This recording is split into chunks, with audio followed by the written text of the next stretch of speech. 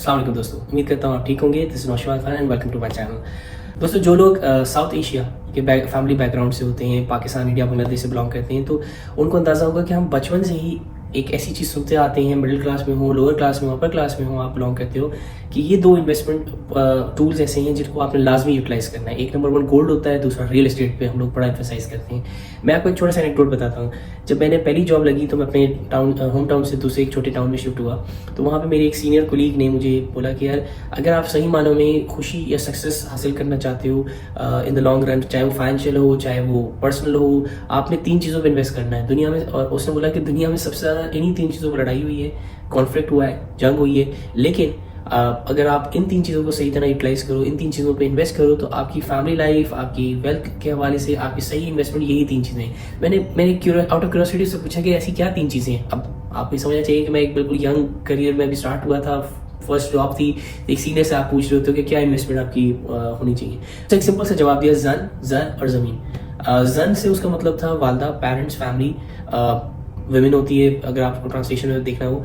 जर होता है गोल्ड, बेसिकली वेल्थ, और तीसरा उसने ऑप्शन दिया ज़मीन का, जो कि रियल एस्टेट है। धन, जर और ज़मीन जो है ना, कभी भी आपको धोखा नहीं देगी अगर आप इनको सही तरह इन्वेस्ट करो, अपना टाइम, एफर्ट और पैसा।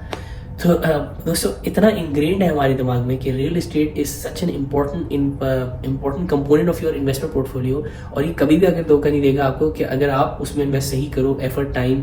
आज हम बात करेंगे कि आप किस तरीके से रियल एस्टेट में इन्वेस्ट कर सकते हैं, real estate as an asset class क्यों इंपॉर्टेंट है और क्यों इतनी ज़्यादा अट्रैक्टिव है। दोस्तों, आप जैसे देख सकते हैं 2.1 ट्रिलियन डॉलर्स इन्वेस्टेड हैं पाकिस्तान की रियल एस्टेट में, इसमें कमर्शियल रियल एस्टेट इंक्लूडेड नहीं है। आप सोचें कितनी बड़ी एसेट क्लास है, बल्कि इनफैक्ट सबसे बड़ी एसेट क्लास रियल एस्टेट ही है फॉर पाकिस्तानी। एस्टेट के बारे में हम डिस्कस पहले कर लेते हैं। रियल एस्टेट 3 तरीके की आपकी हो सकती है मेजरली, अगर मैं मेजर इसको कंपोनेंट्स में डिवाइड करूं।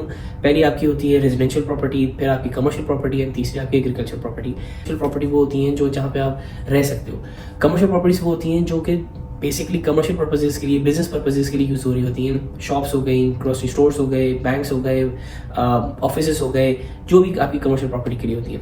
तीसरा आपका होता है एग्रीकल्चर प्रॉपर्टी, जहाँ पे आप ऑफ कोर्स कोई फ्रूट्स, कोई क्रॉप्स, कोई हार्वेस्टिंग, एग्रीकल्चर प्रोड्यूस आप कर सकते हो और उसको आगे रीसेल कर सकते हो। तो ये बेसिकली 3 ब्रॉड वो चीज़ें हैं अगर कैटेगराइज करना चाहें तो।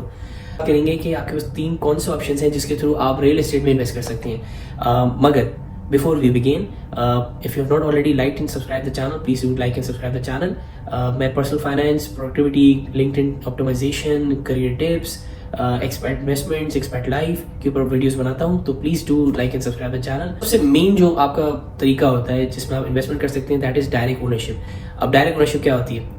आपको जाके प्रॉपर्टी को परचेज करो, सिंपल एज दैट। आपने इन्वेस्टमेंट की, आपने जगह पसंद की, रेजिडेंशियल, कमर्शियल, एग्रीकल्चरल, लैंड आपकी अपनी कॉल है, आप किस तरीके से इन्वेस्टमेंट कर सकते हो, आपका फ्यूचर प्लान क्या है, आपका इन्वेस्टमेंट एपेटाइट क्या है, रिस्क एपेटाइट क्या है, आप किस तरीके से उसको करना चाहते हो। अच्छा, डायरेक्ट ओनरशिप में प्रोज एंड कॉन्स की अगर हम बात करें, सबसे बड़ा प्रो ये होता है कि आपकी वो खुद की प्रॉपर्टी है, आप उसके ओनर हो, आप उसको यूज़ कर सकते हो, आप खुद रह सकते हो उधर, जिसमें आपकी, अगर आप रेंट पे भी रह रहे हो, अगर आप शिफ्ट हो जाते हो तो आपकी रेंटल कॉस्ट सेफ हो जाती है। अगर आप इसको रेंट पे किसी और टेनेंट को दे देते हो फॉर एग्जांपल, तो आपको रेंटल यील्ड मिलेगी, रेंट्स मिलते रहेंगे, रेंटल इनकम मिलेगी मंथली, जो कि आपकी पैसिव इनकम है। आपने कुछ उसके लिए कुछ करना नहीं होगा, आपने सिर्फ आगे रेंट आउट करना है, आपके पास पैसे आते रहेंगे महीने के।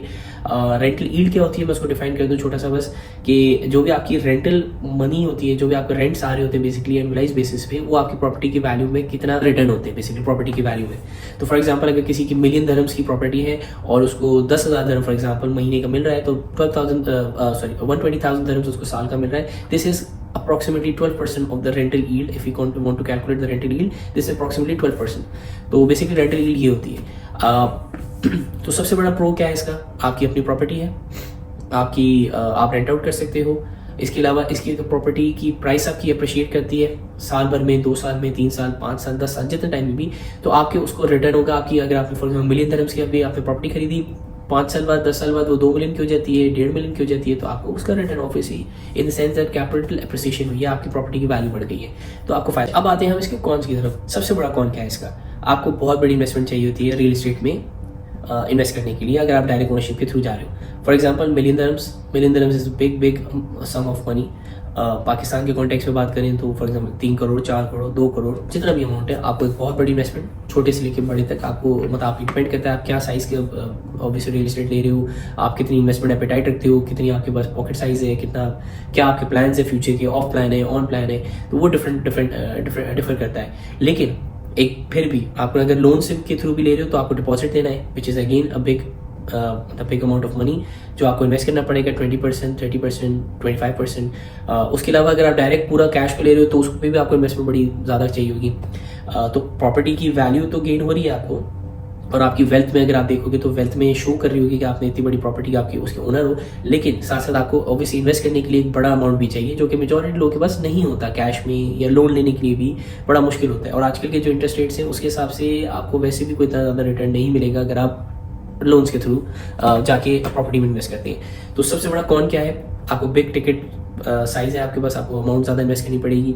सेकंड, इसमें क्या होता है, आपको जब आप रेंट आउट करते हो उसको किसी भी टेनेंट को, तो आपको मेंटेनेंस कॉस्ट अपनी देनी पड़ती है उसको। आपको कोई भी अगर डॉक्यूमेंटेशन करनी होगी, आपको कोई भी लिटिगेशन फॉर एग्जांपल करनी पड़ जाए अगर गॉड फॉरबिड, आपको टैक्सेशन, आपको रियल एस्टेट एजेंट को देने पैसे, मेंटेनेंस प्लस डॉक्यूमेंटेशन, आपको इन 2 कॉस्ट को भी अपने माइंड में रखना पड़ता है जो भी आप कर रहे हो। इसके बाद क्या कौन होता है दोस्तों, इसके बाद आपको इस चीज़ को माइंड में रखना है कि आपको अगर रेंटल्स हैं तो उसके आपको बार्गेन करना पड़ेगा, अपने जो भी टेनेंट होगा उसके साथ आपको बार्गेन करना पड़ेगा, हैगलिंग आपको करनी पड़ेगी। अगर वो छोड़ के चला जाता है टेनेंट तो आपको हो सकता है पॉसिबली 1 महीना 2 महीना पॉसिबल है कि वो वेकेंट रहे आपकी प्रॉपर्टी, जिसमें आपकी रेंटल इनकम को स्टॉप लग सकता है। रिनोवेशन में आपको शायद पैसे ज़्यादा लगाने पड़ेंगे जब भी कोई टेनेंट जाए। टेनेंट अगर वो वही सेम टेनेंट है ओवर पीरियड ऑफ टाइम तो आपको हैगलिंग करनी पड़ेगी। आपको जैसे दुबई की अगर बात करें तो हर साल में आपको अपॉर्चुनिटी मिलती है कि आप फिर से एग्रीमेंट रिन्यू करो। शारजा में आप 3 साल तक सेम रेंट पे रह सकते हो, एग्रीमेंट रिन्यू होता है। दुबई में आपको फिर से आपको नेगोशिएट करना पड़ेगा। पाकिस्तान में आप रहते हो, आप उधर एग्रीमेंट कर देते हो फॉर एग्जाम्पल कि हर साल 10%, 11% इंक्रीज होगी रेंट की वैल्यू, मगर जब इन्फ्लेशन ही 35%, 30% या 25% पे होगा तो आप 11% बढ़ा के या 10% बढ़ा के कितना ही वो कर लोगे, नेट नेट में आपको नुकसान है, उसका फायदा है जो भी टेनेंट है। यूएई के सेंस में अगर बात करें तो अगर आप ओनर हो तो आपको हर वक्त मैनेजमेंट उसकी देखनी है अपनी प्रॉपर्टी की, आपको टाइम डालना पड़ेगा, एफर्ट डालनी पड़ेगी, आपको बार्गेन एंड हैगलिंग करनी पड़ेगी अपने टेनेंट्स के साथ, ताकि अगर आपकी रेंटल इनकम बढ़े, आपकी रेंटल इनकम चेंज अगर आप करना चाहते हो। तो सबसे बड़ा जो कौन है इसका, जो इसका डिसएडवांटेज है डायरेक्ट ओनरशिप का, वो है इलिक्विडिटी। आपने बहुत बड़ा अमाउंट इन्वेस्ट कर दिया प्रॉपर्टी में, आपकी नेट वर्थ और नेट वेल्थ में रिफ्लेक्ट कर रही है वो, लेकिन नेट कैश में वो रिफ्लेक्ट नहीं कर सकती। ऑफ कोर्स अगर आप फॉर एग्जांपल मैं 1 मिलियन दिरहम्स की फॉर एग्जांपल एक प्रॉपर्टी खरीदता हूँ, मैं उसको किसी भी रीज़न की वजह से, किसी भी वजह से मैं उसको बेचना चाहता हूँ, मुझे कहीं और इन्वेस्ट करना है, कोई अच्छी अपॉर्चुनिटी आई जहाँ पे मैं शायद 5 लाख या 6 लाख दिरहम में इन्वेस्ट करना चाहता हूँ, लेकिन वो मेरा अमाउंट सारा का सारा प्रॉपर्टी में फंसा हुआ है। I can not sell it immediately. Of course मैं बेच सकता हूँ उसको, अगर मैं बिल्कुल, अगर आप इमीडिएट बेचोगे कोई भी रियल एस्टेट तो फॉर श्योर आपको नुकसान होगा, क्योंकि कोई भी सस्ता बायर को आप बेच दोगे अगर आपको इमीडिएट चाहिए। तो illiquidity is a big con और disadvantage if you want to have a direct ownership of a property. तो आपके पास पैसे कैश में नहीं होते, नेटवर्थ में होते। मिलियन दिरहम्स के आपने इन्वेस्टमेंट किया हुआ है, मिलियन दिरहम्स की आपकी नेटवर्थ है, but that million dirhams is not in your bank और इन योर हैंड कि आप उसको यूज़ कर सको, स्पेंड कर सको। आप पाकिस्तान की बात करो, I don't know about India, but Pakistan की बात करो तो उसमें रेगुलेशन की भी बड़ी वो चीज़ है। रियल एस्टेट में अगर आप डायरेक्ट ओनरशिप करते हो तो उतनी लिटिगेशन, इतने हमारे क्लियर जुडिशियल सिस्टम ऐसा नहीं है कि आपके मतलब अगर फॉर एग्जांपल टेनेंट से आपकी लड़ाई हो जाती है, लैंडलॉर्ड से आपकी लड़ाई, आप लैंडलॉर्ड हो और आपकी टेनेंट से लड़ाई हो जाती है, तो उसको इवेक्ट कराना, उसको निकालना, कोर्ट में केसेस चलते रहेंगे, लिटिगेशन चलती रहेगी, सालों साल होते रहेंगे, कोर्ट कचेरी वगैरह होती रहेगी। इसकी वजह से आपको एक बहुत ज़्यादा स्ट्रेस में, मेंटल स्ट्रेस अलग मिलता है, आपके पैसे शायद उस तरीके से बढ़े नहीं, तो आपको रेगुलेटरी बॉडीज़ ही सबसे ज़्यादा एग्जिस्ट नहीं करती, उतनी तरीके से रेगुलेशन नहीं है। जो बॉडीज़ एग्जिस्ट करती हैं वो या तो करप्ट होंगी या फिर नहीं उस तरीके से आपकी हेल्प कर पाएंगी। दोस्तों हम चलते हैं अपने दूसरे कॉन्सेप्ट की तरफ, जिसके थ्रू आप इन्वेस्ट कर सकते हो रियल एस्टेट में। एक चीज़ होती है रियल एस्टेट इन्वेस्टमेंट ट्रस्ट, जिसको प्रोनाउंस करते हैं रीट के तौर पे। बेसिकली ये एक कंपनी होती है रियल एस्टेट की जो कि अपनी डिफरेंट प्रॉपर्टीज़ को ओन करती है और उसको रेंट आउट कर रही होती है। आप अपने स्टॉक एक्सचेंज में उन्होंने लिस्ट किया होती है अपनी कंपनी को, आप उसका स्टॉक खरीदते हो, आप उसके बेसिकली ओनर बन जाते हो स्टॉक खरीदने से। जितनी वो रेंटल इनकम जनरेट कर रहे होते हैं वो आपको डिविडेंड के फॉर्म में आपको पे आउट कर रहे होते हैं। तो बेसिकली आप उनके ओनर होते हो उस कंपनी के, बिकॉज आप शेयर होल्डर हो, आपके पास स्टॉक्स है और आपको पैसिव इनकम के थ्रू, डिविडेंड्स के थ्रू आपको उनकी रेंटल इनकम मिल रही होती है। अब इसके प्रोज एंड कॉन्स क्या है दोस्तों? सबसे बड़ा प्रो क्या है? आपको कोई मैनेजमेंट की जरूरत नहीं है डायरेक्टली, आपको डायरेक्ट इन्वॉल्वमेंट की जरूरत नहीं है, आपको रेंट्स की हैगलिंग या बार्गेनिंग की जरूरत नहीं है, आपको मेंटेनेंस और रिनोवेशन की जरूरत नहीं है। टैक्सेशन पॉइंट ऑफ व्यू से आपको कोई ऐसी प्रॉब्लम नहीं फेस होती। इसके अलावा क्या होता है दोस्तों, ये हाईली रेगुलेटेड होता है क्योंकि स्टॉक एक्सचेंज में होता है, चाहे वो पाकिस्तान में हो तो SECP, UAE में हो तो DFC, आपकी अगर US में हो तो वहाँ की स्टॉक एक्सचेंज कमीशन, सारी की सारी इसको रेगुलेट कर रहे होते हैं। ऑफ कोर्स पब्लिक आपकी पास फाइनेंशियल डेटा अवेलेबल होती है। पाकिस्तान के पॉइंट ऑफ व्यू से बात करें, डॉल्मेंट ग्रुप जो है आरिफ हबीब ग्रुप के साथ मिलकर रीट इन्होंने लिस्ट किया हुआ है अपने स्टॉक एक्सचेंज में। आप उसकी इन्वेस्टमेंट वहाँ पे देख सकते हो, उधर आप इन्वेस्ट कर सकते हो। उनकी जो स्पेसेस हैं, अगर एज एन एग्जाम्पल हम डॉल्मेंट की बात करें तो जो भी उन्होंने अपनी रियल एस्टेट की स्पेसेस हैं, ऑफिसेज को दी हुई हैं, मॉल्स बनाए हुए हैं, उसकी जो रेंटल इनकम वो एक्रू करते हैं वो आपको डिविडेंड्स के पॉइंट के थ्रू पे आउट कर रहे हैं। दोस्तों आप ये देख सकते हैं कि DCR डॉल्मेंट सिटी रीट में कितना ज़बरदस्त रिटर्न आया है ओवर द पास्ट 1 ईयर। ये आप देख सकते हैं 19.5% है और 5 ईयर्स में 65%। ऑल टाइम में उसमें देखें तो 49% रिटर्न, और रेंटल यील्ड अगर आप देखें इसकी तो 12.25%, विच इज़ क्वाइट हाई। बात करें तो डॉल्मेंट की फॉर एग्जांपल, तो उन्होंने प्रॉपर्टीज़ में इन्वेस्ट किया हुआ है, अपनी प्रॉपर्टीज़ बनाई हुई है, ऑफिसेज को रेंट आउट किया हुआ है, मॉल्स में स्पेस को रेंट आउट किया हुआ है, उसके थ्रू जो रेंटल इनकम एक्रू करते हैं वो आपको डिविडेंड के थ्रू पे आउट कर देते हैं अगर आप उसके स्टॉक होल्डर हो।